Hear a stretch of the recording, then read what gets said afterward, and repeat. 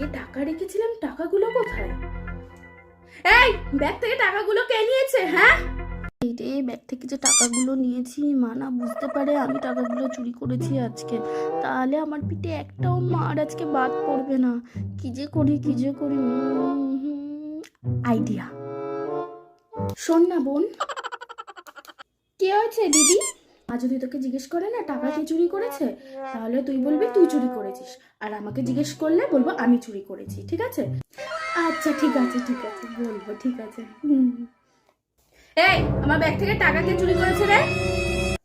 মা, আমি নিয়েছি গো টাকা।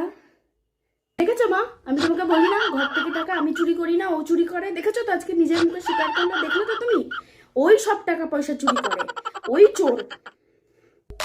দিদি তুই আজকে আমাকে এইভাবে ফাঁসালি, মা তো আজকে আমাকে আর আস্ত রাখবে না, মা আজকে আমাকে মেরে একদম শেষ করে ফেলবে। তার মানে যত টাকা পয়সা সব তুই চুরি করিস না?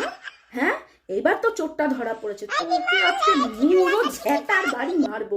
শাকচুন্নি, ডাইনি, পেতনি, আমাকে এইভাবে ফাঁসানো, আমাকে বোকা ভেবে, একদিন তোকেও আমি মজা দেখাবো। অসভ্য জানোয়ার মেয়ে, ঝ্যাটার বাড়ি মেরে তোর ভূত টাকা চুরি করার ভূত আমি ছাড়াবো আজকে। এই রে, মা আজকে আমাকে মেরে ভূতনি বানিয়ে দেবে। শিগগিরই পালাই আমি এখান থেকে, মার যদি না শিগগিরই পালাই আমি এখান থেকে।